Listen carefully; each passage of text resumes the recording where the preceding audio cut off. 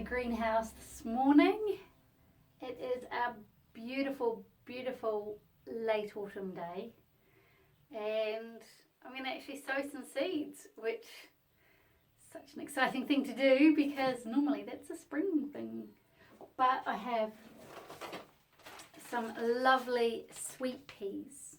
I have one that is branded the original, which is the most fragrant of all, so you have to have that. Sweet peas are just so amazingly scented, and it invokes memories. My grandmother always grew sweet peas, and so when I see them and smell them, I remember her. So they're always going to be in my garden, and if it's going to be the most fragrant of all, well, it's going in there. And then there's a variety called Old Fashioned, which is got perfume and colour. And then I thought these ones were just really cool and would look awesome together. So there's a lovely deep purple called Sapphire, and a little yellow one that's called Brilliant Fragrance. And so I'm going to pop them in, and my sweet pea display in the spring and early summer is going to be magnificent. So, and on the back it says mid to late autumn, and guess what, we're in late autumn, so it's perfect time to get these in. Not late, not early. The other thing I'm going to do, I have to show you. So I got this container. It's such a pretty colour, and it was on sale. Ooh, $5. And so I picked it up, and I'm like, it's all very well having this pretty pink container, but what am I going to grow in it? So I found some hyacinths. So, and they are just so pretty. The pink on that matches the pink on the bowl so nicely. So I shall be having a purple sensation hyacinth in my purple bowl. So that's brilliant. It's bargain. And it says on the back, hyacinths plant February to April. Okay, so we're in May, not by much. So, you know, give or take. I'm sure the plants aren't that au fait with the calendar we work with. And the seasons have been all over the wop, so I'm sure they'll be fine. So these are being planted to what says a depth of 12 centimetres. So maybe I'll put them halfway down the pot, and it will be fabulous. Right, so I'll get on with those, and I'll show you what I'm up to. Oh, one other thing I wanted to show you. I dug up my peanuts. So I've just had them in the greenhouse drying a little bit.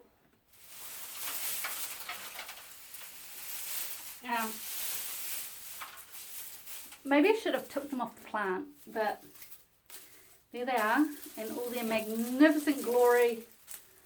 My peanuts.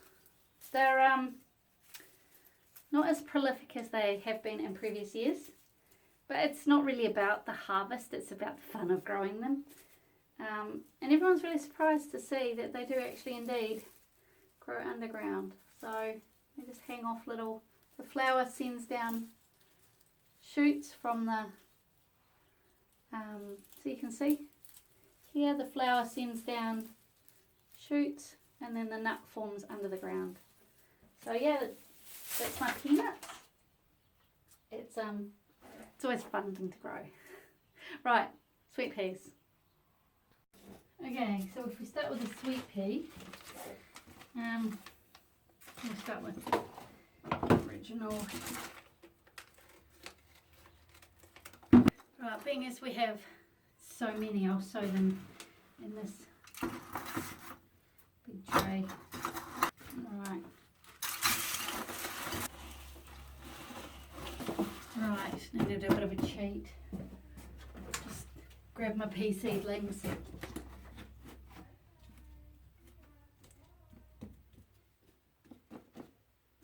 Grab my pea seedlings and just so you've got peas coming up. It's really exciting. But going down the tray. There we go. Now, so let's see. How many do we get? So we've got, this is the original. I'll tell you now, in case I forget. My memory is terrible. 1 in each cell. Oh.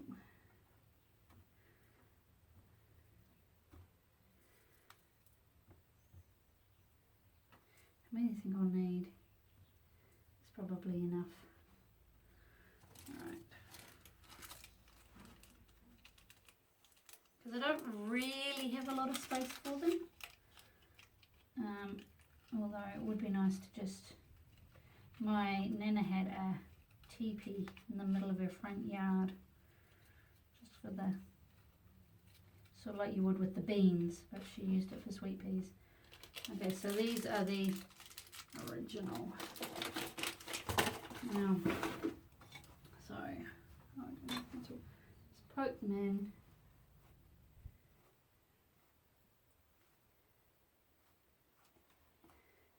Sometimes you can soak these, nick them and soak them, make them germinate faster.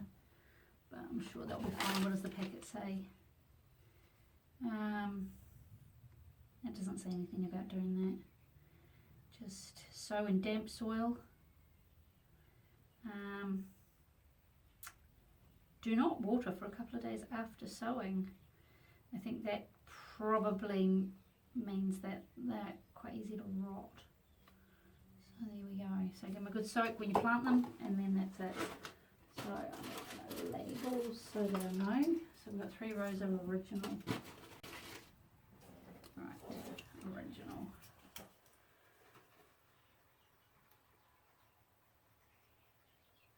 Original.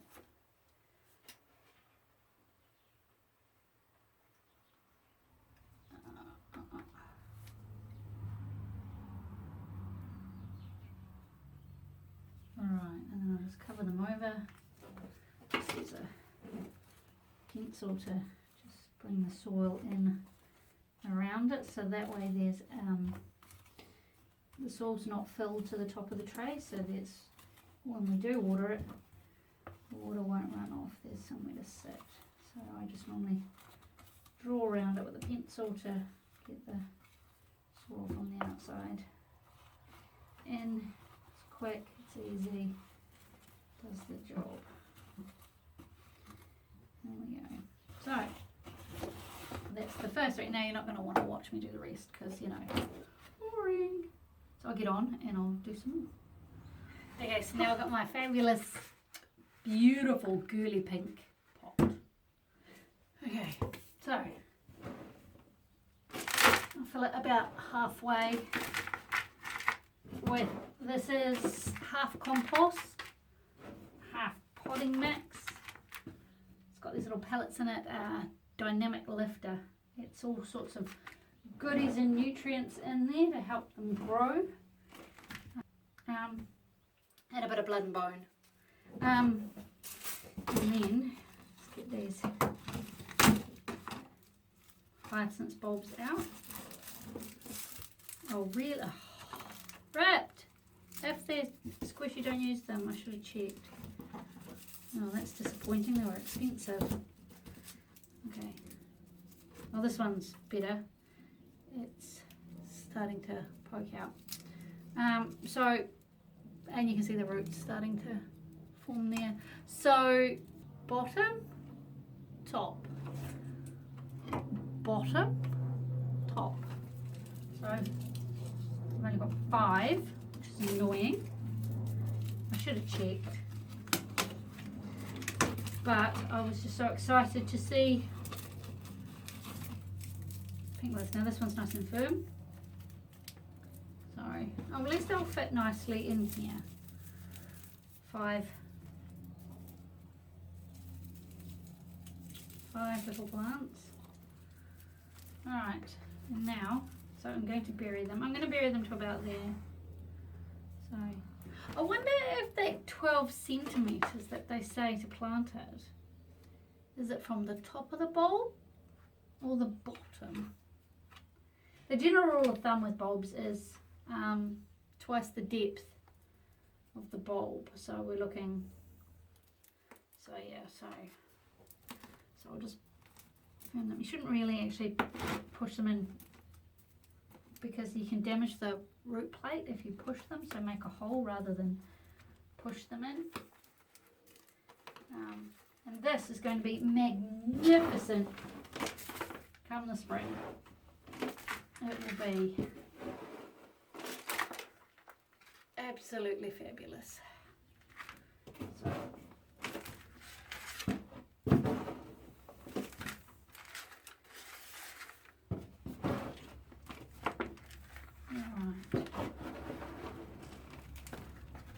there we go.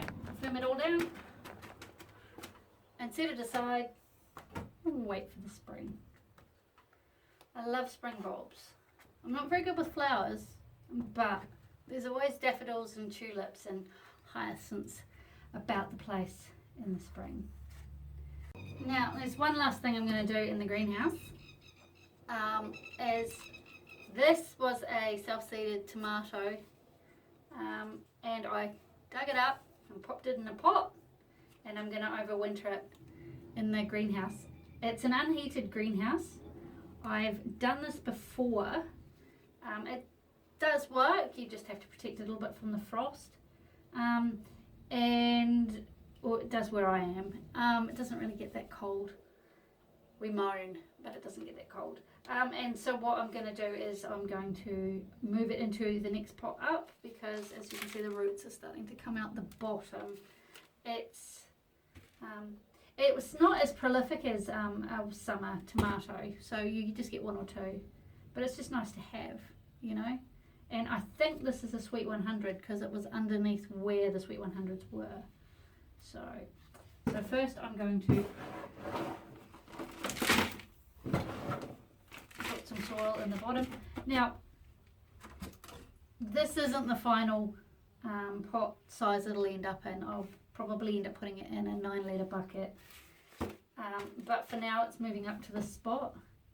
And I'll just put a little bit in the bottom. You can plant them deeper. Everybody knows that. You can plant them deeper than you can. Than they ordinarily are. It's a good root structure. So I'm going to bury some of the stem.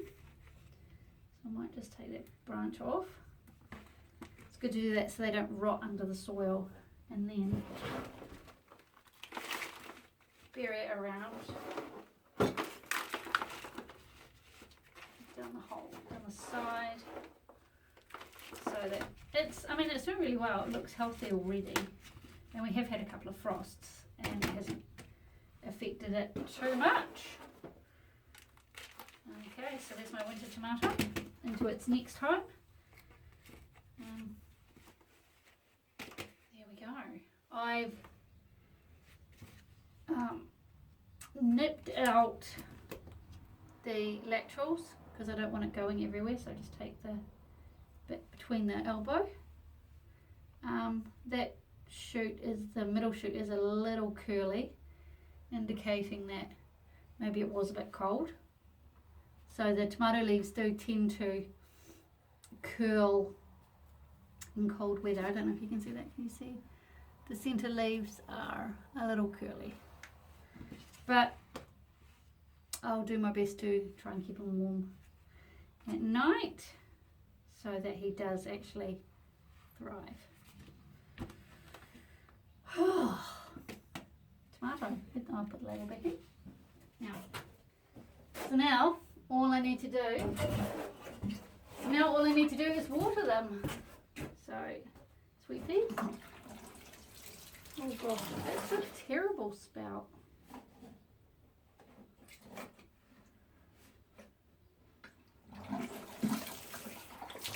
That's a horrible spout. I bought a new watering can. That's horrible. Because the kids broke my other one, little monkey. I don't know if bottle flipping was ever a craze for your kids, but mine seem to can't help themselves and everything gets bottle flipped.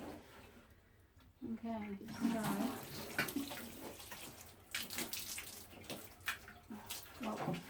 that is some badly watered seedlings.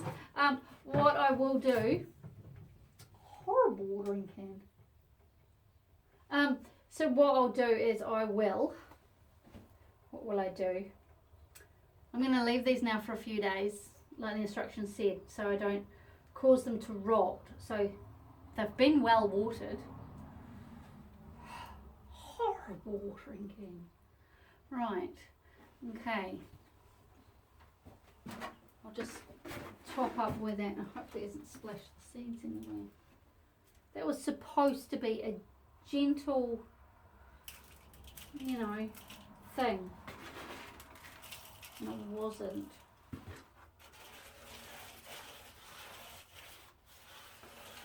I was excited about having a new watering can. Horrible thing. Okay, well they're well watered. And then I'll leave them for a few days so that they can start to germinate without rotting. And that's my sweet peas. Yay! So later this week I'm actually going to sow my onion seeds because it's 6 weeks until the shortest day and I want them to be nice and strong and healthy before I plant them in the garden. I can't believe we're reaching this landmark so quickly. So that's what I'll do later this week. But one of the things I want to do today is I want to get my early garlic into the garden. Now I have some others that outgrew their pots. These are almost at that point. And they've been hardening off, so they're ready to go in. The main reason that I grew them indoors, because it's not really the done thing. Normally you plant them outside, but we had all that rain and all the flooding, and so that just would have been a wasted crop had I sowed them outside. So I've well, come, let's go and have a look. Come with me, we'll go and see. Right. Okay. So here we go.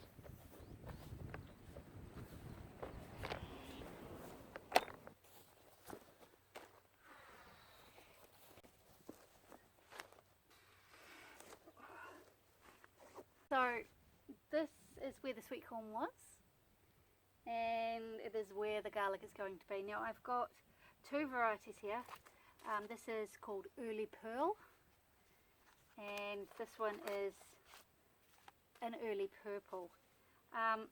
The main reason that these are going in early is I've just had such trouble with rust in the past, and so if I plant them early, then to get the early varieties, then there's a chance that the humidity of spring, you know, they will have already formed most of their bulbs already before getting that rust again. This is a new bed, it's never had garlic in it. The soil is nicely enriched with a lovely compost that went on there. Blood and bone, dynamic lifter, and just a little bit of general fertilizer.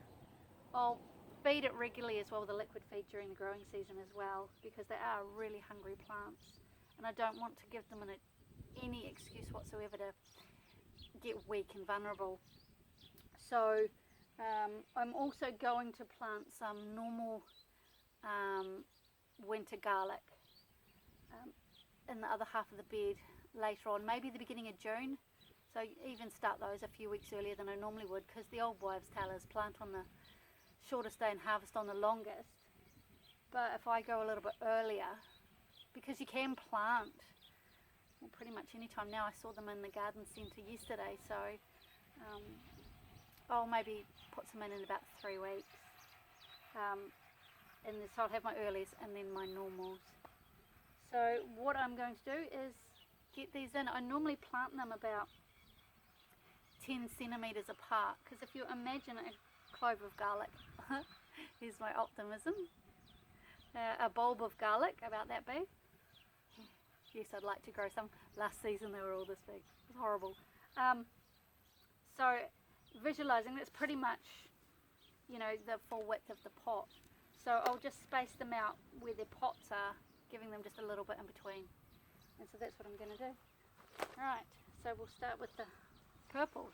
Actually, no, I'm going to start with the pearls, because if you plant things in alphabetical order, you've got a better chance of remembering what you have. So we'll start with the pearls.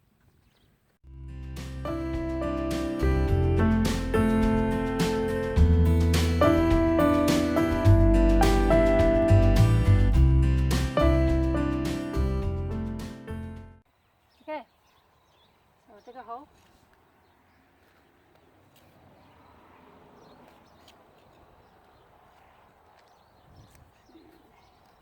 Pop the label on the end of the row. Take it out of its pot. You see the roots are starting to come through already, so that's good. Pop it in and then just smooth it round. There we go. So they are off to a good start. One down, heaps to go.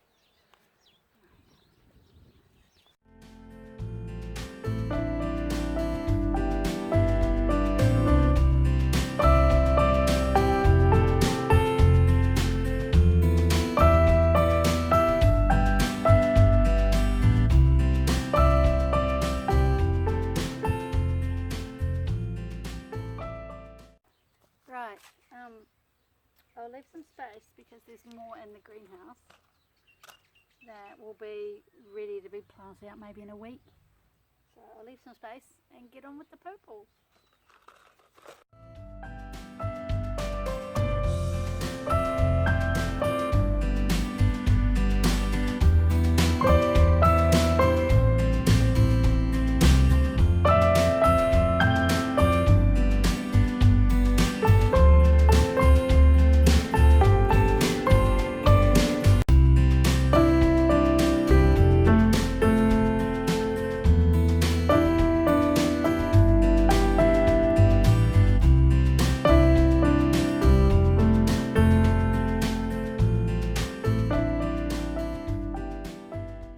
It feels good to be putting some green back into my winter garden. It was starting to look a bit barren. Once the ones that are in the greenhouse are still a little, once they get big enough to come outside, I'll put them in these gaps and I'll have 30 pearls, 30 purples, and then I'll get maybe 2 different varieties of normal ones, or maybe one, so there'll be 30 and 30 or 60, so that's 120 bulbs of garlic, all going well, which should hopefully get us through. So that will get us more, that'll be like 10 bulbs a month, which is more than enough. So I might even have some spare for preserving. I pickled some once when I had a prolific harvest, and it was amazing. They're so yummy. So I'd like to be able to do that again. So, but I think 10 bulbs of garlic a month is a good number. So, right. Oh, and the other thing I'm going to do is, because rust can spread from splashing onto the leaves from the soil, I'm going to put down a thick layer of mulch so that there is no chance, because you've got to do what you can to reduce the possibility of disease. So they've had a good start in the greenhouse, good strong roots, healthy growth. I'm going to feed them regularly, and I'm going to mulch well. Okay, so the last thing I want to do today is something I do every year, and that is to sow wheat. This is just whole grain chicken food that I got from the chicken food shop. So what I do with it is I just scatter it all around. This bed had the onions and then the melons in it this season. I've just loosely enriched it with some blood and bone and a little bit of my favourite dynamic lifter. But what I'll do is just sprinkle it thickly. Now normally I have a problem with the birds because the birds see this as bird food. And the thing is, I'm also a little bit late. I normally like to sow it a lot earlier than now. And it's getting a little chilly in the evenings and things like that. So it's not really my fault, it's all that flooding. So what I'm going to do is I'm going to actually put a layer of weed mat over the top, black weed mat, not the woven one. I'll show you. So this stuff, so it's not woven. Do you know, I used the woven stuff in my garden about 9 years ago and I'm still pulling strands out. But what I thought I'd do is if I just rolled it down the bed and laid it, let's roll it down the bed, and so what it will do is it will act as a, it will also act, it'll warm the bed up, and it will also keep the birds off because they won't be able to see it. So win-win. Hopefully it will work. I'll check it regularly just to make sure the seeds, because once they germinate they will need the light. But that's my cunning plan to outfox the birds and outfox the season. So this is great to grow. I don't grow it for the wheat itself, I grow it for the straw because it's a fabulous mulch. And so by the time it's ready to pull it out, just before the seed heads start to form, it's conveniently time for crops to grow into these gardens. So the greenhouse will have been emptied because things will have been planted. So I pull it out, dry it in the greenhouse, and then mulch around my strawberries with it. It's a fabulous cover for the winter because it's also allelopathic, so it prevents and inhibits other weeds coming up through it. To have something in a garden bed in the winter is just such a benefit because it keeps the bed alive. It stops weeds growing. The rain can't cake the ground into a hard pan, and it just works really well. So when I pull it out, the ground underneath is just soft and ready for the next plants. It's a fabulous placeholder, and it's a great, and when you've got a garden as big as mine, mulching is expensive, so if you can grow your own, it's a great idea. So I'm going to get on and start sowing my wheat.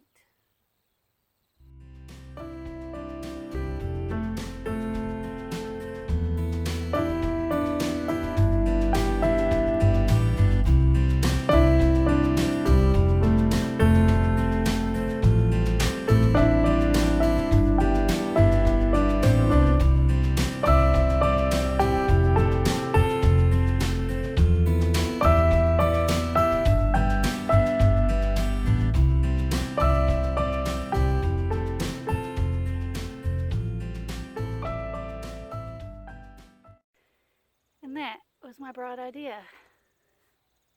I hope it works. So what I'm going to do now is just water in that garlic. They don't like too much water or they'll rot. And I think I'll call it a day. It's been a long day in the garden. It's so good to be gardening again after the big wet. Okay, take care. Thanks for watching and have a wonderful, wonderful week. Take care. Bye-bye.